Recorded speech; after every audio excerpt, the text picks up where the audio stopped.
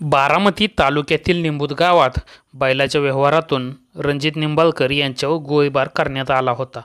रणजित निंबाळकर यांच्यावर उपचार सुरू असताना त्यांचा मृत्यू झाला. यानंतर या प्रकरणातील मुख्य आरोपी गौतम काकडे याला अटक करण्यात आली आहे. सुंदर नावाच्या बैलाच्या व्यवहारातून निंबाळकर व काकडे यांच्यात वाद झाला होता.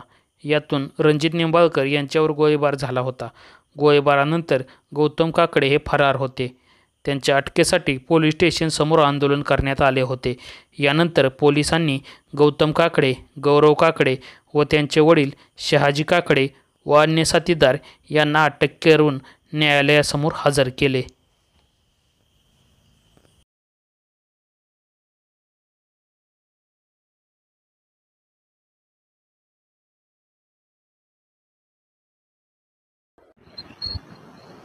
शहाजी काकडे, गौतम काकडे, गौरव काकडे, त्याबरोबर अजून इतर जे कोण आरोपी आहेत, संशयित आरोपी, ह्या सर्वांनाच पोलिसांनी आता कोर्टात आणलेलं आहे.